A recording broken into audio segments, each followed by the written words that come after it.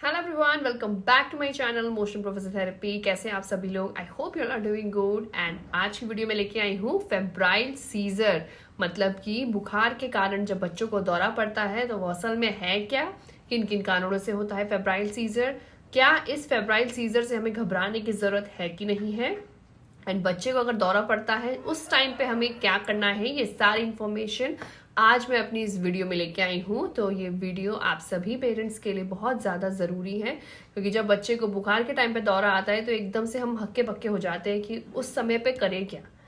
तो आइए इन सारी डिटेल में इन सब चीज़ों की बात करते हैं। एंड अगर आप मेरे चैनल पे नए हैं तो please do like, subscribe and share motion professor therapy. तो आइए वीडियो की शुरुआत करते हैं। सबसे पहला सवाल, व्हाट इज फेब्राइल सीजर? क्या है बुखारी दौरा? तो जब बच्चे का बॉडी टेम्परेचर 100 से ऊपर चला जाता है, जैसे कि 101, 102, 103, कभी कभी 105 डिग्री तक का भी बुखार अगर बच्चे में है, तो 3 में से किसी एक बच्चे को फेब्राइल सीजर होने के पूरे पूरे चांसेस होते हैं। तो उस टाइम पे क्या होता है, ज़्यादा शरीर में टेम्परेचर बढ़ जाने के कारण बच्चे को दौरा पड़ता है।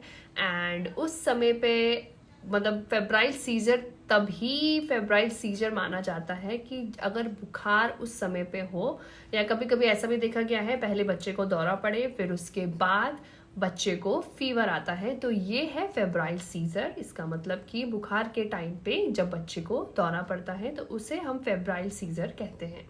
अब जब बच्चे को फेब्राइल सीजर आता है तो उस समय पे बच्चा क्या शो करता है, तो उस समय पे बच्चा अचानक ही बच्चा एकदम हिलने लग जाता है, बच्चे की आंखें ऊपर ऐसे रोल करने लग जाती है, बहुत टाइम तक बच्चा ऐसे हिलता रहता है एंड अपने शरीर को बच्चा पूरा अकड़ा देता है बहुत ज़्यादा, एंड बच्चे के मुंह से कभी कभी झाग या थूक भी निकलता है। तो ये सारे लक्षण हैं फेब्राइल सीजर के। तो फेब्राइल सीजर भी आपका 2 टाइप का होता है, एक होता है सिंपल, एक होता है कॉम्प्लेक्स। तो जो सिंपल फेब्राइल सीजर है वो आपका बहुत कम समय पे के लिए बच्चे को दौरा पड़ता है, 2 मिनट भी मैं ज़्यादा बोल रही हूँ, उससे भी कम, मतलब 15 मिनट से कम कम का जो भी सीजर है वो आपका सिंपल फेब्राइल सीजर माना जाता है। तो इसमें कुछ मिनट के लिए बच्चे को दौरा पड़ता है, फिर उसके बाद अचानक ही बच्चा बेहोश हो जाता है, फिर थोड़ी देर बाद बच्चे को होश आता है। इस समय पे बच्चे के हाथ पैर पूरे अकड़ जाते हैं और ठंडे पड़ जाते हैं। तो कभी कभी पेरेंट्स घबरा जाते हैं कि कहीं हम अपना बच्चा ना खो दें, क्योंकि उस टाइम पे सिचुएशन ही ऐसी होती है कि बच्चा एकदम ठंडा पड़ जाता है, बच्चे एकदम हाथ अकड़ा लेते हैं बच्चे अपने। तो उस टाइम पे बहुत ज़्यादा पेरेंट्स घबरा जाते हैं, जो कि लाजमी है घबराना उस टाइम पे। तो ये है आपका सिंपल पार्शियल सीजर। तो बच्चे को 24 घंटे के पहले एक सीजर आया, लेकिन उसके बाद अगर बच्चे को कोई भी सीजर ना आए तो वो आपका होता है सिंपल फेब्राइल सीजर। अब दूसरे नंबर पे आती है कॉम्प्लेक्स फेब्राइल सीजर। अब इसमें क्या होता है, अब इसमें बच्चा जो है उसको एक बार सीजर पड़ गया, लेकिन 24 घंटे के अंदर अंदर दोबारा बच्चे को दौरा पड़ जाता है। तो ये है आपका कॉम्प्लेक्स फेब्राइल सीजर। एंड कभी कभी बच्चे को एक तरफ, शरीर का एक हिस्सा उसका, मतलब बच्चे के शरीर के एक हिस्से में दौरा पड़ता है। और इस कॉम्प्लेक्स फेब्राइल सीजर जो सिंपल फेब्राइल सीजर है उसके मुकाबले ज़्यादा समय तक के लिए रहता है। तो ये है आपका कॉम्प्लेक्स फेब्राइल सीजर। अब सवाल ये उठता है कि अगर किसी बच्चे को बुखार के टाइम पे सीजर आया, यानी कि दौरा आया, तो क्या भविष्य में उस बच्चे को एपिलेप्सी, मतलब जिसको कि आम भाषा में मिर्गी बोलते हैं, तो मिर्गी होने के चांसेस है कि नहीं? तो इसका जवाब है नहीं। जो फेब्राइल सीजर है वो बहुत कॉमन पाया जाता है 6 महीने से लेके 5 साल के बच्चों के बीच में, और बुखार में ज़्यादातर देखा गया है फेब्राइल सीजर। तो इसमें आपको ऐसे घबराने की ज़रूरत नहीं है कि बच्चे को फ्यूचर में कहीं इसमें एपिलेप्सी में ना कन्वर्ट हो जाए। हाँ, लेकिन अगर आपके बच्चे को बिना बुखार के सीजर बार बार आ रहा है तो आपको उसको एक बार चेक कराने की आवश्यकता है कि वो किस कारण आ रहा है, क्योंकि फेब्राइल सीजर तो बुखार के कारण ही सीजर आता है। तो जैसे कि मैंने अभी आपको बताया, हमारे 2 टाइप के सीजर होते हैं, सिंपल और कॉम्प्लेक्स फेब्राइल सीजर।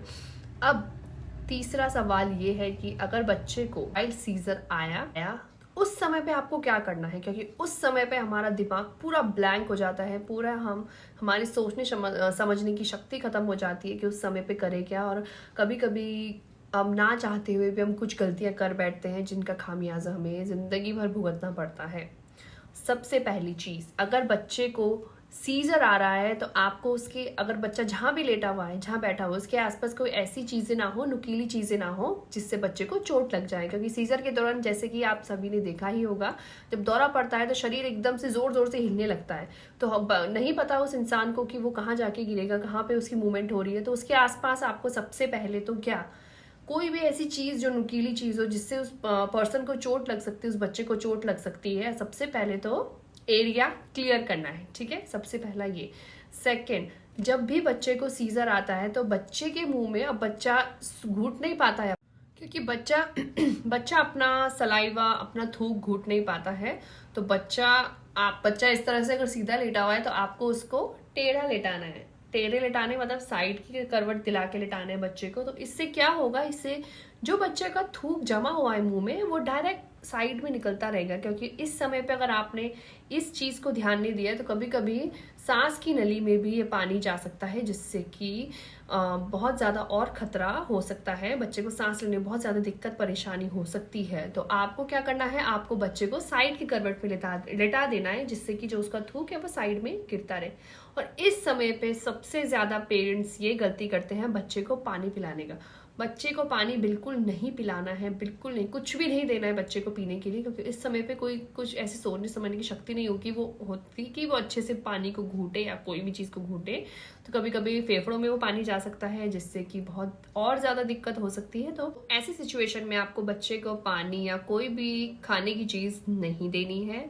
उसके बाद क्या होता है कि जब भी बच्चे को सीजर आता है उसके बाद बच्चा कुछ टाइम तक बेहोश हो जाता है, उसको बोलते हैं पोस्ट इक्टल पीरियड। तो कभी कभी कुछ बच्चे बेहोश हो जाते हैं, थोड़े टाइम बाद होश में आते हैं। एंड कभी कभी किसी बच्चे में अगर बहुत लंबे टाइम के लिए सीजर है तो बच्चा बहुत ज़्यादा इरिटेटेड रहता है, एजिटेटेड रहता है, बच्चे को हेडेक रहता है। तो ये सारी चीज़ें आपको पता होनी चाहिए जो कि कॉमन है सीजर के बाद।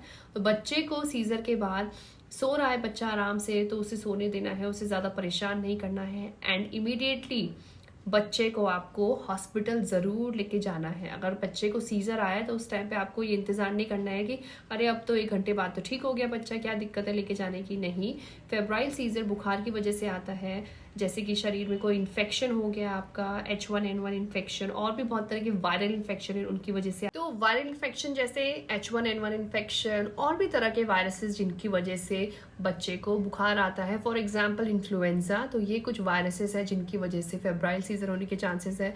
एंड कभी कभी ऐसा भी होता है कि बच्चे को Tdap वैक्सीन लगी या कोई भी वैक्सीन लगी। अब वैक्सीन के बाद क्या होता है, बच्चे को बुखार आता है। वो क्यों आता है, क्योंकि शरीर उसके अगेंस्ट एंटीबॉडीज बनाता है लड़ने के लिए।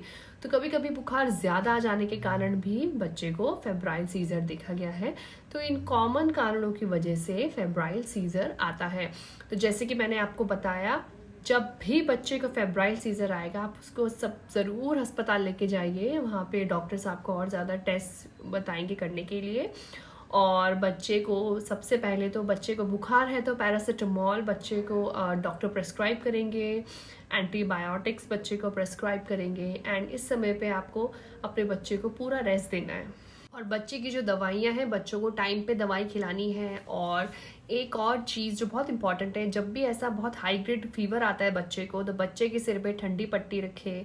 ठंडी पट्टी रखने से क्या होता है कि जो ब्रेन का टेम्परेचर है वो कम होता रहता है धीरे धीरे। एकदम से बच्चे का ब्रेन का टेम्परेचर जब बहुत ज़्यादा हाई हो जाता है तभी सीजर आता है।